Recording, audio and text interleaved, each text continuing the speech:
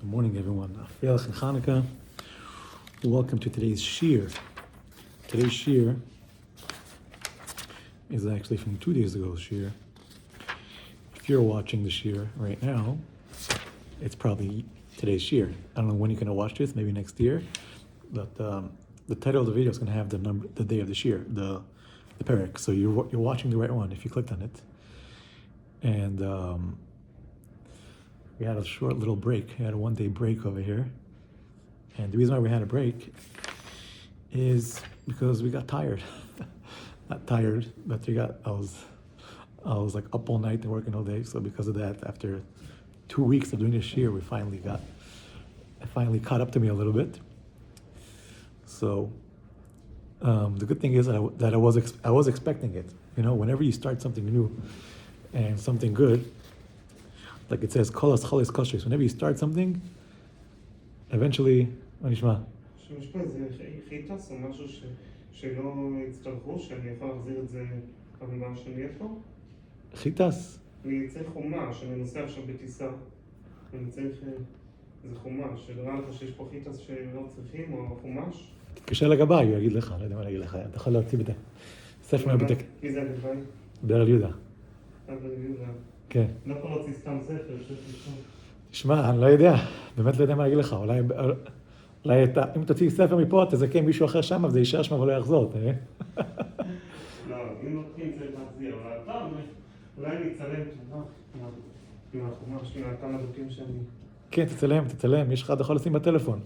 כן, אני רוצה שישמעו את זה... יש אתר, קוראים לזה 613, there's a website called 613, זה כמו יוטיוב, אבל זה רק תוכן כשר.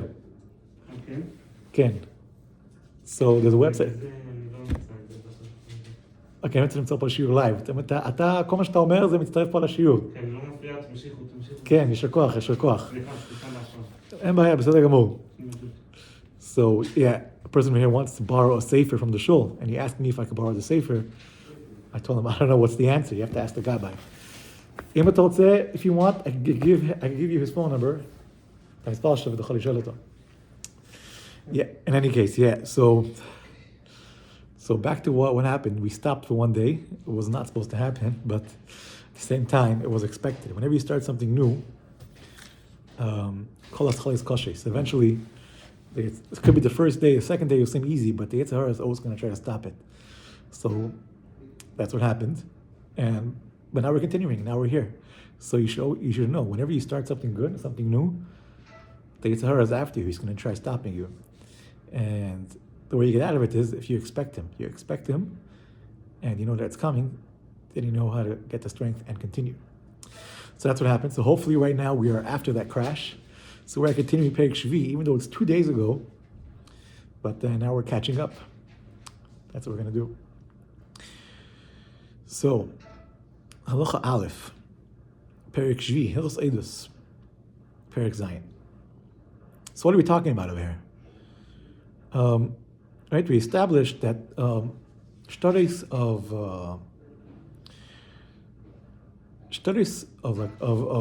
usually I guess it's more like finance over here. Documents that have to do with finance, people borrowing, lending, business stuff like that, is all midrabanan. Because midaraisa, like we said, it's everything is. There's no such thing as a document for such a thing. We have Roman joining our shir over here. Say hello to Roman. And because the Rabbanan, the reason why Rabbanan did this is because we want to make it easier for lenders to get their money. I guess you could say it in a way, people want to make it easier. Lenders, happy Hanukkah. Happy Hanukkah. Make it easier to people to claim back their money, you know? So Chacham didn't want to prevent people from lending out money. So this made that the witnesses which witness don't have to be present. They can be written in a document. And now we're going to see more loosening of these things. More loosenings of these things in order for what's called for business to continue. Okay, so now we're going to see a fascinating situation where, generally speaking, a family member cannot witness with another family member, or two brothers cannot witness a document. Here we're going to see something very, very unique, very different. אם אנחנו נוסעים למדיסון, מה הקוד של מדיסון, השדה תעופה? שלנו? אני לא יודע, אתה עושה MSN בגוגל, בגוגל מפס, MSN? MSN. זה לוקח אותך למדיסון. לא רוצה אחרת, מי שזה... הצלחה רבה. A friend is asking me how to get to Madison Airport, Madison, Wisconsin. He's asking what is the zip code. So I told him you don't need to put a zip code. You just put in MSN, that is the Rashi Tavis of the airport of Madison, Wisconsin. I hope he gets there. And yeah. Wow, I didn't know today's shir is going to be so exciting, so much distractions and shul. When I normally give the shir over here, it's probably past midnight, so there's nobody over here. But for today, for a change, we're giving the shir throughout the day. So naturally, it's more exciting in this sense of people. I didn't know I'm so popular over here. Everyone's asking me questions. I don't know. Okay. In any case, so speaking about family members witnessing on documents, yeah. Made karev al aksav yodei. Made karev al aksav yodei kreve. A relative could witness on his relatives. To let's say you see a document that has. Oh, he's going to explain. Okay, I'm just going to say it and then I'm going to explain it. Ketzad. Shtan she'ed of Reuven and Shimon u'meisu o'yhalchu b'dinas hayom u'ba'al v'nei shel Reuven ha'mar zek sav yodei shel Avi ba'al v'nei shel Shimon v'ha'mar harei zek sav yodei shel Avi harei elu kishnei edim she'einon krevim ve'im nitztar if yimor shlishi yivei l'aksav yodei shneim harei niskayim ashtar. Yep, two people sign a document, Reuven and Shimon. They're not brothers. They're not Yaakov's son. They're not brothers. They signed a document, and they went overseas. They took a flight. They got stuck. They couldn't fly back. Whatever it is, or they died. Now, this document needs to be validated. So Reuven's son shows up, and Shimon's son shows up, which they're not related again. And he says, "I know this is my father's signature. I recognize it." And Shimon says, "I recognize my father's signature. I recognize it." And so basically, you're validating that the witnesses, you know who they are, and it's a real thing over here. So we believe them. However, here's the thing: we do believe them, they're family members, but only up to 50%. Why? Because al pi shnei edim. I think that's the source. You need to have two witnesses. In such a case, you have one witness. You have two witnesses. So if there's a third person, he joins them. So he joins Reuven for his testimony, and then afterwards he joins Shimon for his testimony. So you have Levi. So you have here Reuven, Shimon, and Levi in the middle. So Levi is joining Reuven for his testimony, saying, "I recognize it," and then Levi is joining Shimon and saying, "I recognize that signature." So now you have two witnesses for each document. You have 2 and 2, even though the third one is the same one. Yeah, the star is miskayim. Because you need to have 2 edim on each document. Halacha beis. Ve'elu midvarim shnemani magdayin lo'ed begodel ma shero bekotnan. Neman adam godel lo'y ma shu godel zek sevid shel abba, v'zek sevid shel rabbi, v'zek sevid shel achi. Sheisi makir b'ksav yodon, sheisi koton, v'hu sheitztar ifimoy acher shemakir b'ksav yodon keshehu godel. Yeah, now we're going to jump to Ksuvis. This is direct to Masechet Ksuvis. Wow, I can't remember which parak. I think in the Chofs. I haven't looked at Ksuvis in a long time, but this is a nice quote to Masechet Ksuvis. They say Rebbe Ksuvis has parts of the whole entire Shas, because this is Hilchos Edus and Ksuvis is Ksuvis. Ksuvis touches almost every subject, and so here we are, Hilchos Edus touching about something which is Ksuvis mentions about. Yeah. And if you learn Masechtes Pesachim Perek Kol Shah, you're touching. They say it's called a mini Ksuvis. Kol Shah touches almost all of Ksuvis. Okay, so what's the scenario? The scenario over here is you have 2 people show up in court, and they say, "I recognize the signature." The only thing is,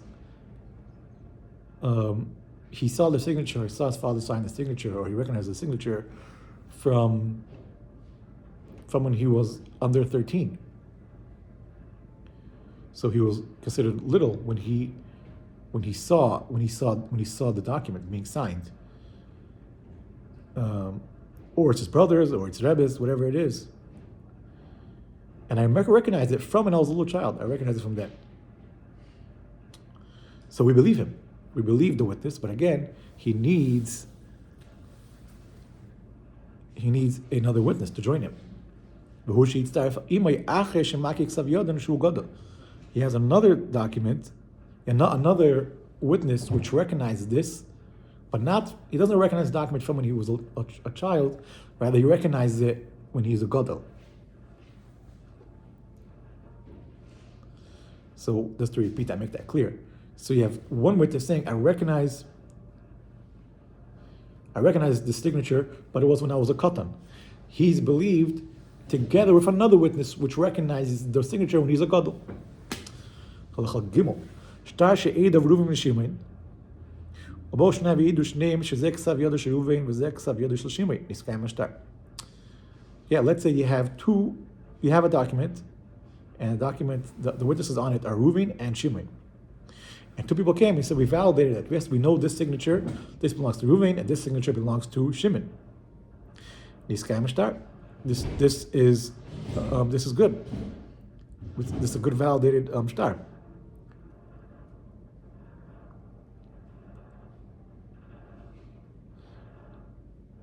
So we basically we're talking about when both of them recognize both signatures.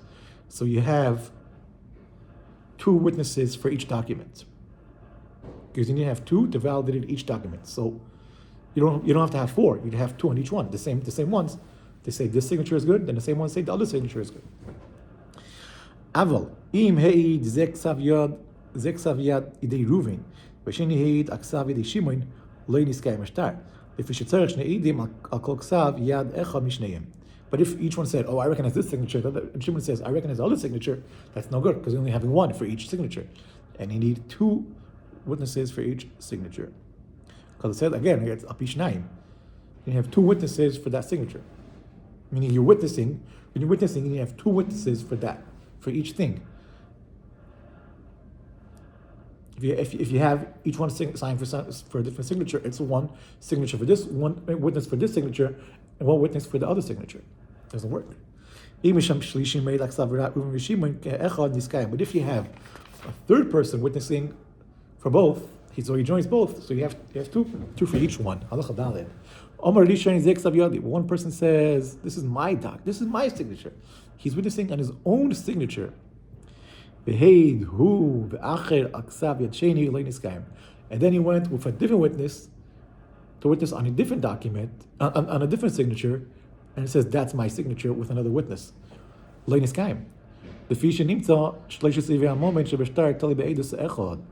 work, because now we have 3/3 of testimony depending on one witness. Because he witnessed already on a signature, that's let's say 50%. And then he goes witnessing half of the other signature, that's another, I don't know how much percent exactly you call it. That's 50% of the other testimony. So together he is witnessing almost the whole testimony. So that is not good. It has to be 50, exactly 50. Basically, most of the testimony is dependent on one witness, so that's no good. He made echov ibnei shel yishen. Im echad aksav yishen le'eskam shleishes livim omeid. And same too, if this happens, if you witness with his brother or with his son on one signature, that's also a problem. And then he goes to witness on the other one, that's not a problem. That's also again a problem, because most of the testimony is done through family, and we're not going to allow that.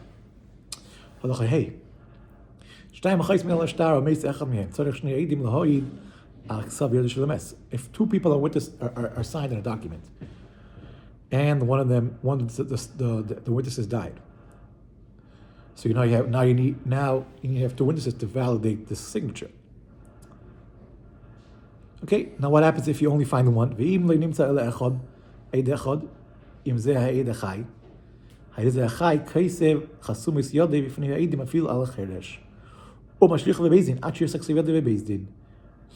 Oh, okay, let's back up. That was too much in one shot. Let's do this again. Two people are signing on a document, yeah? And one of them died. So now you need to have two witnesses. So now you need to have two people to witness an document. So the one witness which was still alive, he could witness on his signature. Okay, so one signature is okay. Now the other signature, who's going to testify in the other signature? What if now what if you only have one other witness to testify? So one witness, the first signature, we have the one who signed it. But the second one, because he's dead, who's going to validate it? So the witness from the first signature can't testify, because if he testifies in that also, we have the problem of he's witnessing more than 50%. So what do we do? What do?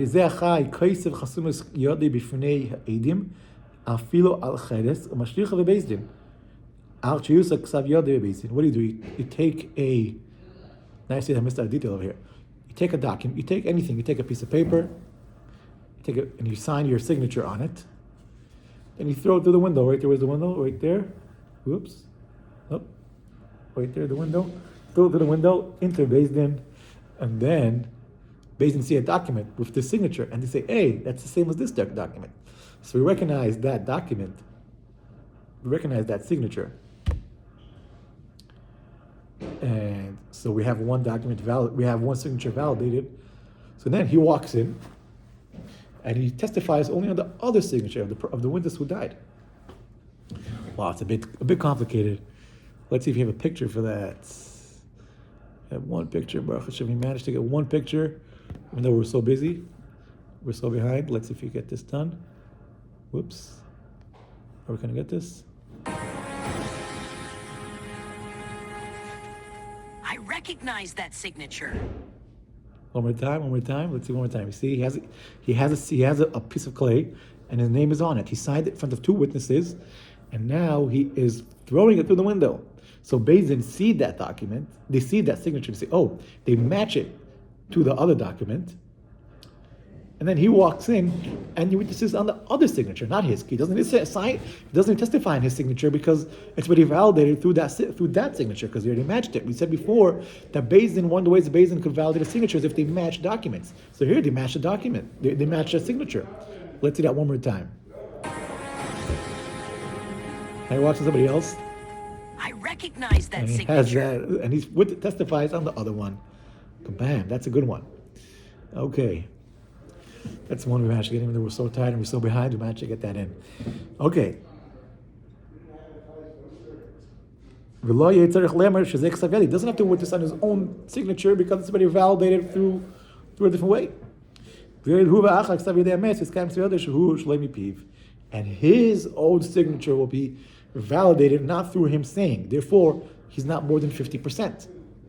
That's another hack right there he got. Life over here is full of hacks. Halacha Vav.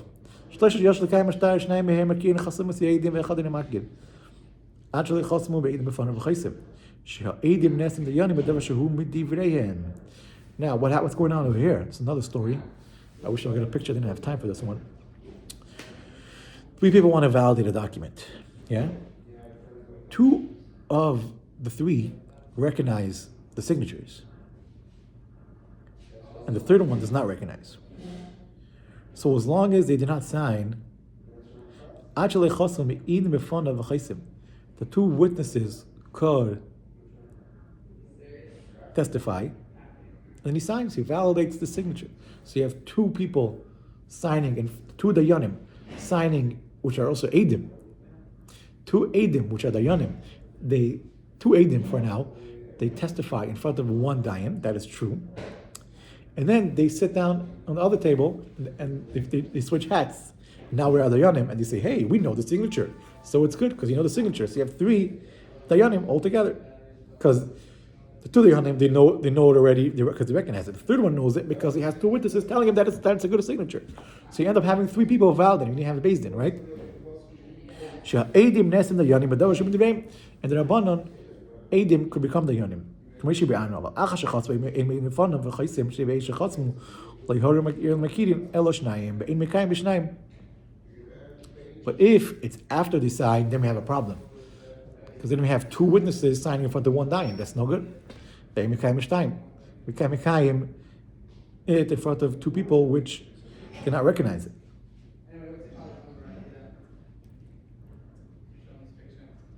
I actually think that you don't need to send them the signature. They both have to know beforehand, before the signature is signed. Or you do ha'adam al ksav b'fnei kol echad ve'echad. Or each one testifies in front of each other. Each one has to recognize. Each one has to testify. They switch. Each one testifies in front of the other person. So then we have two witnesses which are validating it.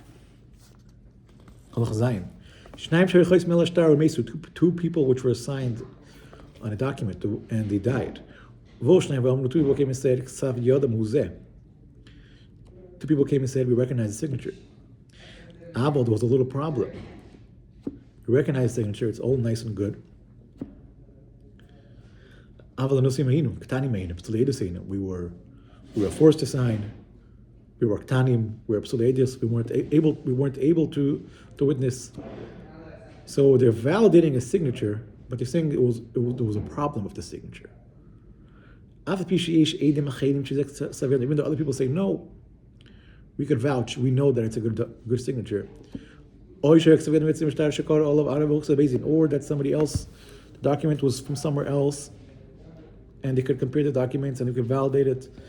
And there was an edut, and there was a protest against the signature, and Beis Din said it's a good signature. We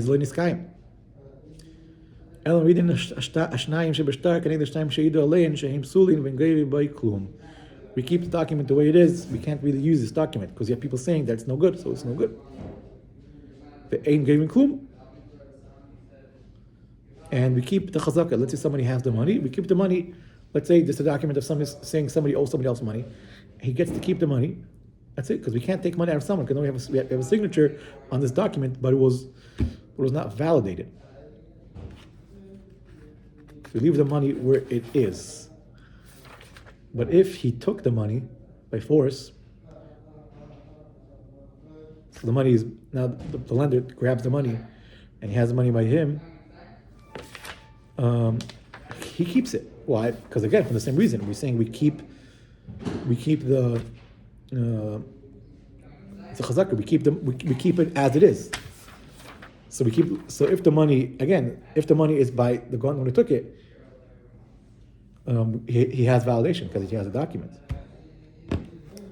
It's a bit complicated. Hopefully we'll polish it a little more sometime. Thank you very much, and a happy Hanukkah.